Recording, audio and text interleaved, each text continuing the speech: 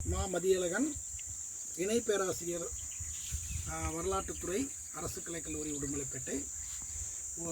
மதிப்புறு தலைவர், வரலாற்று ஆய்வு நிறுவனம், உடுமலைப்பேட்டை. இந்த ஃபீல்டு ஒர்க், அதாவது களப்பணிக்காக இன்று நாம் குழுமத்தினுடைய தென்பகுதி, அந்த மலை சார்ந்த பகுதியினுடைய அந்த கடைசி பகுதிக்கு வந்திருக்கிறோம். இந்த பகுதியில் நம்ம கள ஆய்வு செஞ்சிட்ருக்கிறப்போ நம்மளுடைய கீழ் திசையில் அந்த ஐவர் மலை அப்படிங்கிற பகுதியை பார்க்குறோம். அதே மாதிரி இந்த மேற்கு பகுதியில் சிறு சிறு குன்றுகள், இந்த குன்றுகளுக்கு பக்கத்துலேயே நல்ல மலைகள் இருக்குது. இதனுடைய தென்பகுதியிலையும் நிறைய மலைகள் இருக்குது, மடிப்பு மலைகளாக இருக்குது. அதே மாதிரி வடக்கு புறத்துலேயும் இந்த மலைகள்லாம் நிறைய இருக்குது.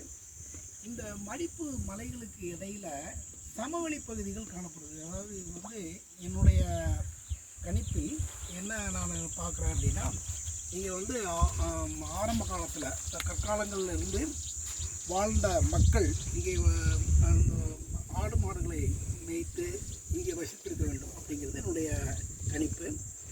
ஒரு நல்ல பெரிய பாறை இருக்குது. இந்த பாறைக்குள்ளார நிறைய உள்ள மனிதர்கள் தங்கக்கூடிய இடமாக இது அமைஞ்சிருக்குது.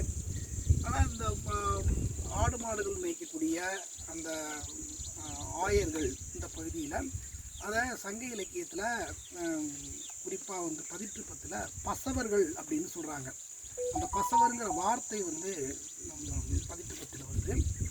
அதே மாதிரி ஐயா சொல்கிறாங்க, குமணச்சேரி அப்படிங்கிற ஒரு பகுதி வருது. அந்த குமணச்சேரி இந்த பகுதியை சார்ந்தது அப்படின்னு சொல்லி ஆய்வில் தெரியுது. அது குமணன் சேரி அப்படிங்கிறத குமணச்சேரின்னு சொல்கிறாங்க அப்படின்னு. ஆக இந்த பகுதியில் மக்கள் வாழ்ந்திருக்கிறார்கள், வேளாண்மை செய்திருக்கிறார்கள். அடுத்து ஆடு மாடுகள் மேய்க்கக்கூடிய மக்கள் இருந்திருக்காங்க. இது புஞ்சை நில பயிர்கள் நிறைய செஞ்சுருக்கலாம் அப்படிங்கிறது நமக்கு தெரிய வருதுங்க ஐயா.